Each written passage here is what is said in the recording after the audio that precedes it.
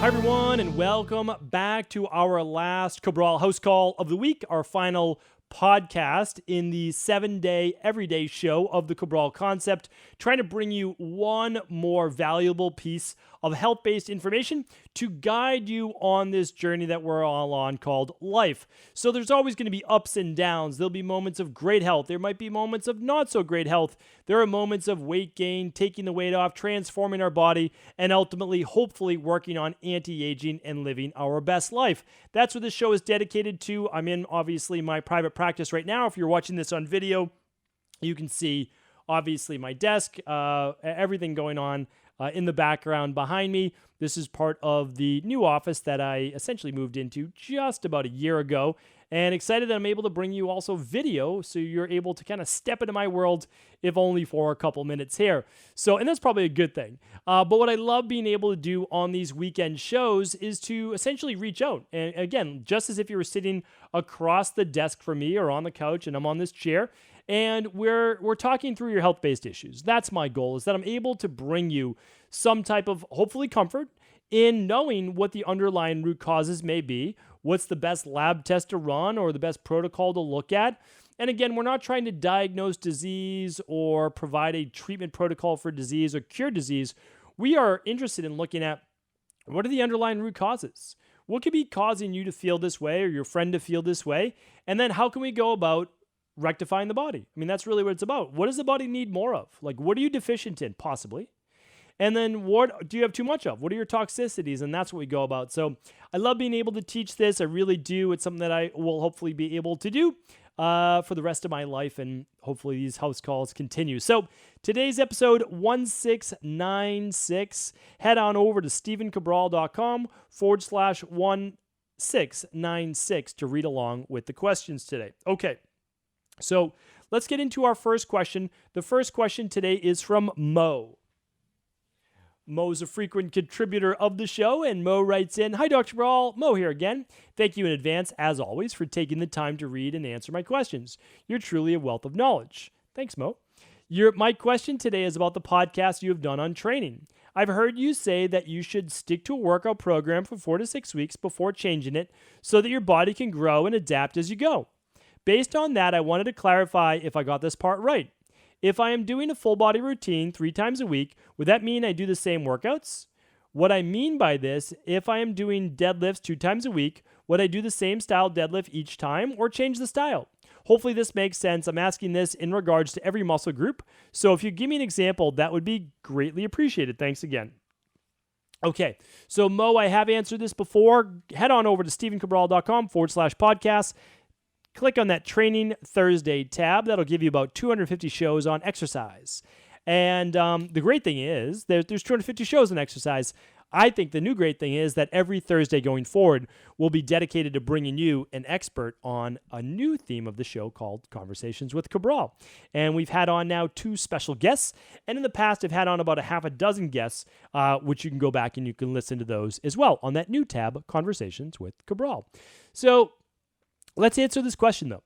All right, in an ideal world, let's say you're working out 3 times a week. I think that's the perfect amount for most people. I really do. And then one more day of cardio or something so that it's more days than not, right? Because if you work out 3 days, well, then you have 4 days off. So in an ideal world, it'd be Monday, Wednesday, Friday, and then pick a weekend day to do something, ideally the day that you have your cheat meal or flex meal. That's the ideal world. What else could you do? Well, you could also do, weekends off with family, and then you do Monday, Tuesday, Wednesday off, Thursday, Friday. And then that's great too. So you still get 4 days in. But you say, well, I don't have a lot of time during the week, so what about the weekends? Well, that's okay too. Tuesday, Thursday, Saturday, Sunday workouts. That's great as well. And then you have off Monday, Wednesday, Friday. So there's a lot of different ways to be able to do this. Try not to take off more than 1 day in a row. And you can absolutely create a workout program to do that. So now you're asking, should you do the same workout those 3 days? And the answer would be not ideally. But I've given workouts before in the past where I said, hey, do this every day and take a day off in between, right? So do this workout, I should say, 3 times a week with a day off in between. And that's okay, but it's a beginner type program. The reason is the body moves in 3 planes of motion. So forward and back, side to side, and then rotation or anti-rotation. But there's different ways of working those movements. So, if you were to do only one workout and do it 3 times a week, you wouldn't be doing step-ups, lunges, deadlifts, and squats. And those are your 4 major leg movements. You'd really want to break those up into at least 2 different leg workouts. So you could do push-pull leg exercises, or you could do pull on one day, push on the other. That's up to you and how you design your program. Again, if this sounds new to you, 250 shows, go back, check those out. Take your time. There's no rush. Go back, absorb the information. So, and the reason I do say 4 weeks to 6 weeks is so that you can do the exercise long enough so that you get better at it. That's progressive overload. You want that because that's actually how you get better results. And sometimes people can go longer. So, for example, I've kept squats in my program for 12 weeks for 3 different programs. Every month, I might switch the program. I kept them going. What did I change? I changed the reps. And by changing the reps, if I go from higher reps, let's say 10 to 12, down to 5 to 8 rep range, or 8 sets of 8 and then 5, well, then it's going to allow me to lift more weight. And so that's progressive overload. So the thing that you want to look at is do a workout, continue to try to progress just a little bit. Maybe it's 1 extra set, up to like 3 or 4 sets, or up to around 30 reps or so, maybe 45 max, not for each one, but over the course of all the sets. In terms of repetitions. And then once you've kind of maxed that out for 2 weeks in a row, meaning not 1 rep maxes, but the most weight that you can do with good form for, let's say, 10 reps. Once you've done that for 2 weeks in a row, time to switch it up because your benefits from that exercise have pretty much plateaued. So Mo, hopefully that was helpful. Mo's up again. Hey, Dr. Rawl. Mo again. Sorry if it seems like I'm taking over all the time with my questions. Haha. This question is in regards to smartwatches. Specifically, Apple Watch. How accurate do you think they are in calculating calories burned and steps and whatnot? Would you say they are reliable in that sense? If not, which brand would you say is the most reliable for calculating calories burned? Thanks again for your time and help. Mo, that's a great question. So before you ever use an Apple Watch, a Whoop strap, an Oura Ring, any type of pedometer, any of those things, okay? Before you use any of them, first just calculate what your basal metabolic rate is. And you can do that pretty much online with your age, your typical fitness level, and height, weight, right? So definitely do that. And I've done podcasts on this. Just go to stephencabral.com/podcast and type in basal metabolic rate, or BMR. I really want you to listen to the podcast on that, and then I give you a calculator in order to do that for free. So definitely do that, because then really what you're adding on top of that, I know that there's tweaks to that, meaning like, okay, you could be 52 years old, but in great shape, so it's going to say your BMR is a little lower. It's true, but again, this is just a starting point. And then you can look at your calories for the day, and you can say, okay, am I gaining weight at this amount of calories? Am I losing weight at this amount of calories? Or am I stabilized? So you'll figure that out in time. And then when you use your Apple Watch, which is pretty good, the Oura Ring, the Whoop strap, any of these things are fine. They're all pretty good at that. They really are. Then you can say, okay, and today I also burn an extra 550 calories, 600 calories on top of your resting metabolic rate.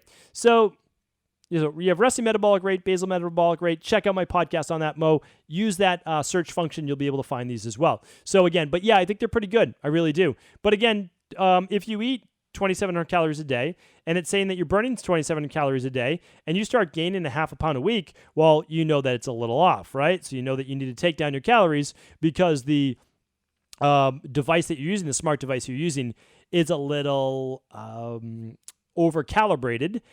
Or you're dealing with issues of lowered metabolic rate, such as lowered thyroid, et cetera, et cetera. Okay, so Mo, thanks for writing in. Judy's up. Judy says, hi, Dr. Brawl. I notice I wake up in the morning. My blood sugar often ranges from 83 to 110, which I heard is not optimal. I know you mentioned 16-hour fasts are not right for everyone. I'm 37 years old, female, lean, mostly Vata Pitta, who has low progesterone. When I tested with your team, my A1C was right at the borderline around 5.6. What do you recommend fasting until my blood sugar goes below 80, or breaking the fast even when my blood sugar is elevated? Well, it's a great question, and I actually would not say that the range that you mentioned is all bad. It's not. Like, if you wake up and your fasting glucose is in the 70s or 80s, well, then you won. You're doing great. It's when it's in the 90s and definitely above 95 that it's becoming an issue. And yes, when your hemoglobin A1C is at a 5.6, now you're borderline. So, but if you're Vata, this is very odd. There's something else going on because a Vata does not typically have blood sugar dysregularity. So now we need to look at, okay, you're lean, you're a Vata. What else is going on? look at the cortisol awakening response, high levels of cortisol. High levels of cortisol, it's a glucocorticoid, and then we break that down. Okay, corticoid, think of cortisol. Glucose, think of cortisol, brings glucose into your bloodstream. So really important that you can't fast your way out of this, and sometimes a longer fast can actually be more detrimental because it puts you in what's called a glucogenic-based state. A glucogenic-based state means that your body's in fight or flight. It's asking your body, we need glucose, break down liver glycogen, break down muscle glycogen, whatever it is. And people say, oh, well, you can just burn ketones. Well, you don't get to just burn ketones if your body's in a state of fight or flight. You get to burn ketones if you're not in a state of fight or flight. So you really have to look at the level of what's the nicest way to say this? The level of knowledge that your keto guru is bringing you. That's it, okay? Because again, it does not work for everyone. So having said that, I would recommend more hours before you go to bed for the fasting part of it. And then, sure, you might fast for a couple hours in the morning as well. So 16 could work for you. I would really look at our Fatlocity system.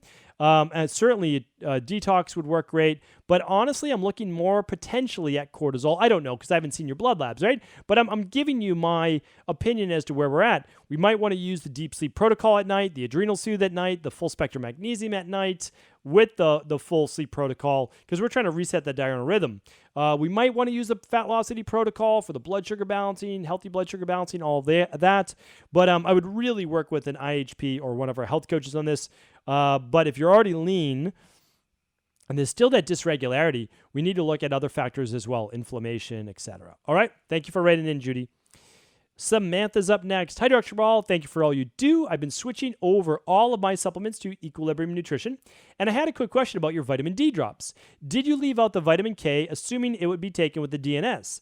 I know you always have a reason for everything, and I look forward to my shake every single morning. I just want to make sure I shouldn't add more vitamin K for absorption. Thank you so much, Samantha. Samantha, you are right on the money. Yes. We're not going to overdose people in vitamin K because too much vitamin K is not a good thing. It's a fat-soluble vitamin, right? You get your A, your D, your E, and your K. We don't want to overdo those. They're fat-soluble. Don't overdo them. So what do? We assume that people are going to be taking an activated multivitamin, any brand, or the daily nutritional support, which, again, in my opinion, yes, I'm biased, but there's no way that you could replicate that product for $2 a day. There's no possible way. It's 12 supplements in one. It's a full activated multivitamin. It's your electrolytes. It's 15 grams of a hypoallergenic protein, non-GMO, vegan, no corn, no nuts, no dairy, no soy, no eggs. And it took years to develop that. So Samantha, you're right on.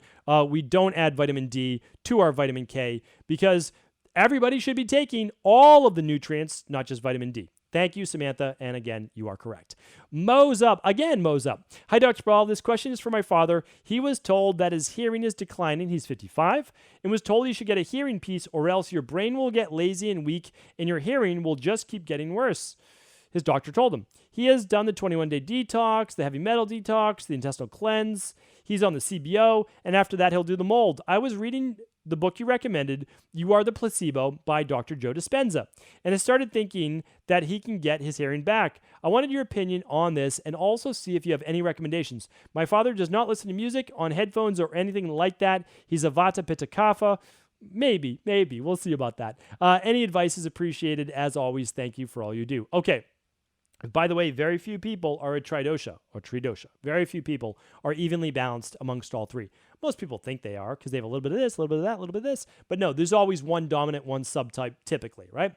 So, okay, what can I give you for information on this? By the way, if anybody knows Dr. Joe Dispenza, we've reached out to him to be on Conversations with Cabral. DM him on Instagram. Let him know that we want to have him on the show. I'd love to be able to share with people his work. And we'd be able to help him reach over 1 million people a month. So I'd love to be able to help him do that. And again, no strings attached. I'm actually want to promote him. So, okay, back to the question at hand. Yeah, it is possible because what happens is inflammation can actually affect the hearing. Heavy metals, fungal overgrowth, yeast overgrowth, mold overgrowth. So we need to look at those things. So I mean, I can't recommend, again, I can't provide a treatment protocol. That's against the rules.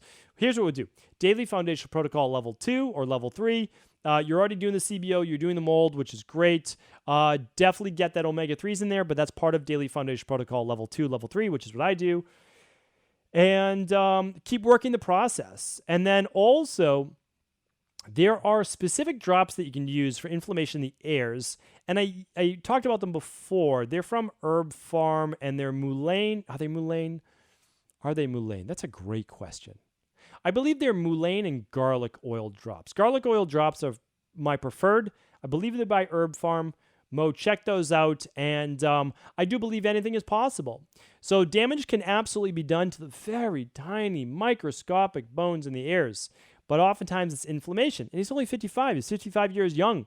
I've seen imbalances with electrolytes. I've seen absolutely the imbalances that I spoke about earlier with the toxicity, with the fungal overgrowth. And I've seen the hearing improve drastically. I really have. Okay. Thank you, Mo. If he hasn't run the Big 5, run that Big 5. Don't guess, test, right? All right, let's see where we're at. We're at 17 minutes, 16 minutes. We're doing great. Next question is from Anonymous. Hi, Dr. Brawl. I've been listening to your podcast, the 500s episodes, where you speak about oncoming disease and different signs. I noticed one of them is waking up and peeing at night. I do that, and I always have for as long as I can remember. I am always thirsty and drink water right up to bed, and also when I wake up to pee, I drink more water. Do you think I should stop drinking water before bed? I've done 4 of your 7-day detox, intestinal cleanse, CBO, gut finisher, parasite, and I eat the same meals you do. Feel better, and I feel better and better every day. I guess the only thing I need to do is run labs to see if there's an issue. If that's correct, please let me know which labs, and also any other recommendations would be greatly appreciated. Thanks for all you do. You're a gift to us all. Thank you. I appreciate that. That's amazing. I appreciate that. Okay, let's answer this question.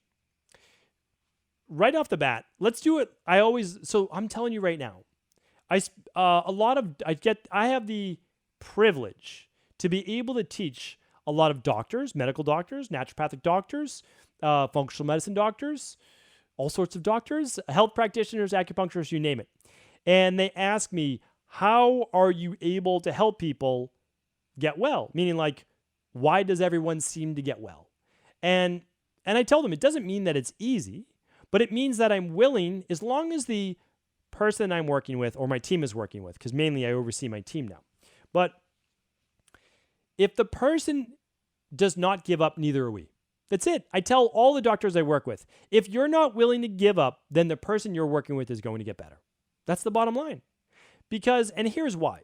Sometimes, again, people understand by the time they come to work with myself and my team that we're going to help them get well. Don't rush the process. We want to be the last stop on the train. That's it. So here's what we do. We say we're going to work the protocols. I've created these protocols based on decades of research and working with people. But we're going to tweak it for you. So for example, this person, they've done a lot of great things. They're absolutely amazing, right? Anonymous, you're amazing. You've not run the labs yet, and yes, we should run the labs, okay? You can run the Big 5, kind of pick whichever one you want. But there's a couple things that are really simple up front. Let's do one night. One night is never enough. Let's do 3 nights in a row. Don't drink water 3 hours before bed, okay? And don't overdrink at dinner. Just don't do it. Do you still wake up during the night to urinate then? Don't drink water before bed. I know you might be a little thirsty. You don't have to do this for the rest of your life. We'll talk about the thirst in a moment. But do you still wake up to urinate? If the answer is no, then you're drinking too much water before bed and you're not absorbing it. Now the absorption comes into play. Why are you not absorbing the water that you're drinking, right? Unless you're just over drinking water, and you might be. Drink more water in the earlier half of the day. I drink 70% of all the water I'm going to drink for the day before 10 a.m. And I know that might sound crazy, but if you go back and you listen to my Ayurvedic episodes and you listen to why it's so important to have a liquid before lunch diet, you know I do a smoothie, I add some oatmeal sometimes, all those great things. But you need to flush out your body that has been stagnant from being in bed for 8 hours and probably not drinking any water for 10 hours to sometimes more. Flush it out. The body, that's when it needs that water to hydrate. You don't want to have 70% of your water the last, few hours before bed. Drink it the earlier half of the day. Okay, so it might be electrolyte imbalance. You might need more sodium in your diet, right? You absolutely might need more sodium. Again, I don't know that. I can't tell you that. So I would run at least the starter kit, okay? That's where I would start. The starter kit, it's 2 labs. And it's a great place to start. It gives you all your vitamin levels, all your mineral levels, look at the heavy metals, look at the gut function. It's amazing. Start there. Okay. Can I give you another tip? Yes. If you're a male, run your blood work with your PCP. If you're a female, run your blood work with your PCP. Everybody should run their blood work with their PCP. Run a full lipid profile, run your CBC. Well, listen to my podcast, please, on what labs to ask your doctor to run, right? So just go to stevencabral.com and type in blood work, and you'll see the podcast I did on exactly what to ask for your doctor to run for your blood work and try to get it covered by insurance. You can run your 25-hydroxyvitamin D, but if you're a male, run your PSA, and you can ask them to run what's called dihydrotestosterone, DHT. Okay?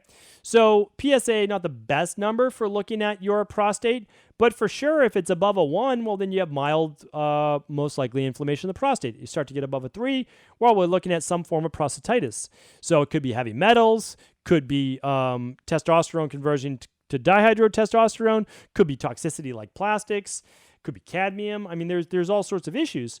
And a swollen prostate, essentially a flame prostate, could cause some nocturnal urination, right? Having to urinate at night. So I think that's a good place to start. That's where I would start, Anonymous. And that is our show for the day. Time flies when you're having fun, and I truly do enjoy answering all of your questions. Thank you so much for tuning into another week of the Cabral House Calls and Cabral Concepts. And don't forget, I'll be back tomorrow, every single Monday, with our Mindset and Motivation Mondays. Thank you so much. Appreciate your reviews on the podcast. Appreciate your subscribes, your likes. Thank you very much. And of course, if this show was helpful, please do feel free to pass it along to anyone else you believe it could serve. Take care, everybody.